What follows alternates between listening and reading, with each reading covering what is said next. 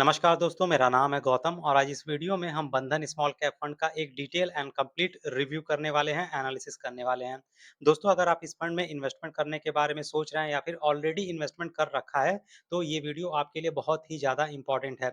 इस वीडियो में हम जानेंगे कि पिछले 3 साल में और पिछले 5 साल में इस फंड का रिटर्न कैसा रहा है। आप लोगों ने रिटर्न तो देखा होगा, स्मॉल कैप की कैटेगरी में इस फंड का काफ़ी शानदार अच्छा रिटर्न रहा है। लेकिन क्या यह जो रिटर्न अभी जिस तरह का आ रहा है, आने वाले फ्यूचर में भी इसी तरह का यह फंड रिटर्न निकाल के देगा? इसी के बारे में इस वीडियो में हम डिटेल में चर्चा करेंगे। जानेंगे कि क्या बंधन स्मॉल कैप फंड लंबी रेस का घोड़ा है? मतलब कि क्या हम अगर इसमें 10 साल, 15 साल, 20 साल के लिए टिके रहते हैं, तो ये हमें एक अच्छा खासा रिटर्न बना के देगा कि नहीं? तो बंधन स्मॉल कैप फंड के बारे में इस वीडियो में क्या-क्या हम डिस्कस करने वाले हैं, ये यहाँ पे है। जैसे कि इसके बेसिक इन्फॉर्मेशन को हम देखेंगे, फंडामेंटल एनालिसिस करेंगे, एडवांस रेशियो एनालिसिस करेंगे, इसके अलावा इसके जो रिटर्न्स है उसकी एनालिसिस करेंगे और लास्ट में जानेंगे कि क्या ये वाक़ई में इन्वेस्टमेंट करने के लिए अच्छा है या फिर खराब है इन्वेस्टमेंट के लिए। तो चलिए हम अपनी बात शुरू करते हैं इसके बेसिक इन्फॉर्मेशन से। इस म्यूचुअल फंड का अगर बेसिक इन्फॉर्मेशन मैं देखूँ तो सबसे पहला है इसका फंड का ऐज 5 साल 6 महीने हुए हैं इस फंड को लॉन्च हुए और तब से इसका जो एयूएम है वो ग्रो होके 14,000 करोड़ के आस-पास हो चुका है। एक चीज़ आपने नोटिस किया होगा केवल 5 साल 6 महीने के अंदर किसी म्यूचुअल फंड स्कीम का जो फंड साइज़ है इतना ज़्यादा ग्रो कर गया, ये अपने आप में बहुत ही ज़्यादा आश्चर्यचकित करने वाली बात है। ये साफ-साफ बताता है कि जो फंड मैनेजर है, वो अपना काम अच्छी तरीके से कर रहा है, वो रिस्क तो ले रहा है। ऑब्वियसली स्मॉल कैप फंड है तो यहाँ पे रिस्क हाई होगा ही, तो यहाँ पे रिस्क ले रहा है फंड मैनेजर, लेकिन उसी हिसाब से रिटर्न भी बहुत शानदार निकाल के दे रहा है। इस वजह से इन्वेस्टर यहाँ पे भरोसा कर रहे हैं और जिसके कारण जो एयूएम है इस फंड का काफ़ी तेज़ी से इंक्रीज़ कर रहा है। बाकी अगर इसमें मिनिमम इन्वेस्टमेंट की बात करें तो ₹500 से यहाँ पे आप एसआईपी चालू कर सकते हैं। ₹1000 से आप चाहें तो लमसम इन्वेस्टमेंट यहाँ पे शुरू कर सकते हैं। रिस्क मैंने बता दिया, स्मॉल कैप फंड है तो डेफ़िनेटली यहाँ पे हाई रिस्क आपको देखने को मिलेगा।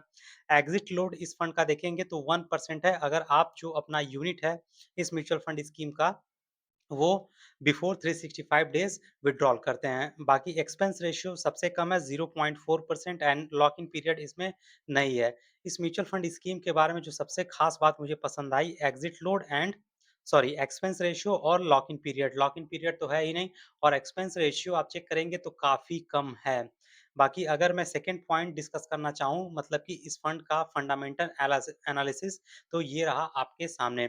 लार्ज कैप में आप एक्सपोज़र देखेंगे तो लगभग 8.5% के आसपास है, मिड कैप में 9% के आसपास और स्मॉल कैप में इसने 69% के आसपास एक्सपोज़र लिया है। आप लोगों को पता होगा कि सेबी जिसे हम security and exchange board of India कहते हैं, सिक्योरिटीज़ मार्केट को ये टोटली रेगुलेट करता है। इसने साफ-साफ बोला है कि अगर आप स्मॉल कैप फंड में कोई स्कीम ला रहे हैं तो मिनिमम आपको 65% आप उस कैटेगरी में देना ही पड़ेगा। मतलब कि अगर स्मॉल कैप का कोई एक्टिव फंड है तो कम से कम 65% आपको स्मॉल कैप रखना पड़ेगा। बाकी जो 35% है आप चाहें तो लार्ज में रखिए, चाहे मिड में रखिए या कैश में रखिए या फिर डेट में रखिए, वो फंड मैनेजर के ऊपर डिपेंड करता है। तो अगर इस पर्टिकुलर म्यूचुअल फंड स्कीम की बात करें तो यहाँ पे देखेंगे 85% आपका इक्विटी में निवेश किया गया है, 12% कैश के फॉर्म में रखा हुआ है and total number of stock की बात करें तो अभी फिलहाल में 201 स्टॉक इस म्यूचुअल फंड स्कीम में मौजूद है। इसके बेंचमार्क क्या है तो बीएसई 250 स्मॉल कैप टीआरआई है। अच्छा एक चीज़ यहाँ पे और मैं नोटिस करने वाली है जो कि मैं आपको बता रहा हूँ। इस पर्टिकुलर म्यूचुअल फंड स्कीम में अभी भी 12% कैश पड़ा हुआ है। मतलब कि अगर जो फंड मैनेजर है उसको लगता है कि आने वाले 1-2 महीने में या फिर 1 हफ्ते में या फिर जब कभी भी एक अच्छा खासा अपॉर्च्युनिटी है इन्वेस्टमेंट करने का, तो ये सारा पैसा वो क्या करेगा इन्वेस्ट करेगा। इसलिए मुझे लगता है कि इतना कैश इसके पास ऑलरेडी रिज़र्व पड़ा है जो कि बहुत अच्छी बात है इस फंड के लिए। बाकी टॉप सेक्टर की बात करेंगे तो 22% फाइनेंशियल सेक्टर में है, हेल्थ केयर में 13% के आसपास। बाकी मटेरियल एंड इंडस्ट्रियल सेक्टर में आप देखेंगे तो 11% के आसपास एक्सपोज़र है। कॉमर्शियल या फिर कंज़्यूमर सर्विस की बात करें तो यहाँ पे आपको 15% के आसपास एलोकेशन दिखेगा। तो ये 2 पॉइंट जो इस म्यूचुअल फंड स्कीम के बेसिक डिटेल थे हमने डिस्कस कर लिया।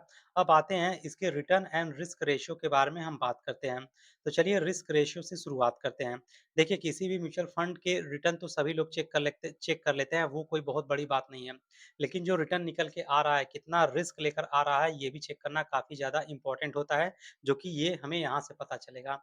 तो अगर इस फंड का मैं अल्फा रेशियो चेक करूँ, तो बेंचमार्क का आप अल्फा देखेंगे 1.75 है, जबकि इस फंड का 6.77 है। अच्छा ये जो मैंने डेटा लिया है, ये मैं आपको बता दूँ अगस्त 31 तक का है।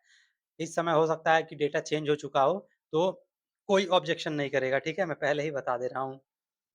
तो अल्फ़ा देखेंगे इस फंड का आपका 6.77 है, मतलब कि बेंचमार्क से काफ़ी ज़्यादा ये अल्फ़ा जनरेट कर रहा है, इस वजह से इसका रिटर्न भी बाकी म्यूचुअल फंड की तुलना में स्मॉल कैप की कैटेगरी में काफ़ी शानदार निकल के आ रहा है।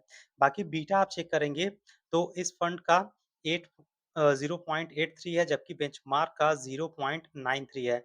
अगर बीटा 1 से कम रहता है, तो काफ़ी अच्छा माना जाता है, तो ऑफ़ कोर्स इसका जो बीटा है, 1 से कम है। बाकी शार्प रेशियो यहाँ पे आपको थोड़ा-सा ज़्यादा देखने को मिलेगा बेंचमार्क की तुलना में, लेकिन ठीक है, अगर कोई म्यूचुअल फंड स्कीम का अल्फ़ा हाई है, बीटा 1 से कम है, तो ऑब्वियसली शार्प उसका बढ़ेगा ही।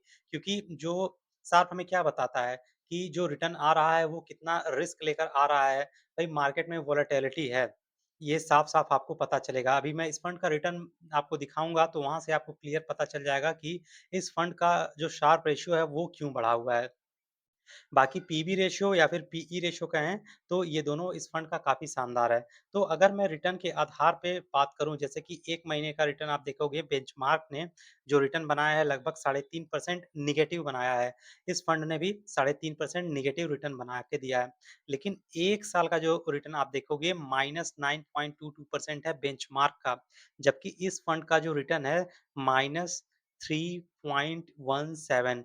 तो बेंचमार्क का जो नेगेटिविटी है बहुत ज़्यादा है, जबकि इस फंड का बहुत कम आपको देखने को मिल रहा है। तो रिटर्न तो आ रहा है, साथ में ये फंड मतलब ये बंधन स्मॉल कैप फंड बैलेंस बनाकर भी चल रहा है। तो इस वजह से यहाँ पे शार्प आपको थोड़ा-सा ज़्यादा दिख रहा होगा। बाकी 3 ईयर का रिटर्न आप देख लीजिए 29% है, 5 ईयर का रिटर्न 32% के आस-पास है, जबकि बेंचमार्क का 21 एंड 28% है। तो इस हिसाब से ओवरऑल मैं कहूँ, अगर इसका आप रिस्क रेशियो देखिए या फिर ये रिटर्न आप देखिए, इन दोनों पैरामीटर पे ये म्यूचुअल फंड स्कीम बिल्कुल स्टैंड करता है, खड़ा उतरता है। तो फाइनली जानते हैं कि क्या हमें इस म्यूचुअल फंड स्कीम में इन्वेस्टमेंट करना चाहिए और इसमें क्या अच्छी बातें हैं, क्या खराब बातें हैं। तो अच्छी बातें यहाँ आपके सामने लिखी हुई हैं और खराब बातें भी कुछ लिखी हुई हैं।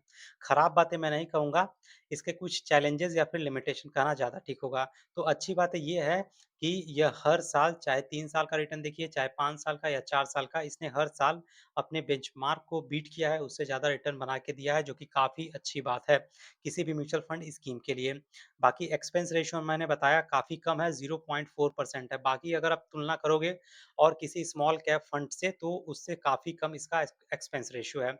अब इतना कम खर्चे में अगर कोई म्यूचुअल फंड स्कीम इतना अच्छा रिटर्न बना के दे रहा है तो अपने आप में वो काफ़ी शानदार म्यूचुअल फंड स्कीम है। इसके अलावा लो वैल्यूएशन होल्डिंग है जो कि काफ़ी अच्छी बात है इस म्यूचुअल फंड स्कीम के लिए। बाकी अगर इसके नेगेटिव या फिर लिमिटेशंस की बात करें तो शॉर्ट टर्म इन्वेस्टर के लिए ये अच्छा नहीं है, ठीक है? क्योंकि मार्केट में आप लोगों को पता होगा ल ह अगर आप स्टॉक मार्केट से रिलेटेड जो खबरें हैं उन्हें देखते, पढ़ते, सुनते होंगे तो आप लोगों को पता होगा कि लगभग 1 साल से जो स्टॉक मार्केट है, वो उतना अच्छे तरीके से रिटर्न निकाल के नहीं दे पा रहा है। लगभग 2 से लेके 3% के आस-पास रिटर्न आया है।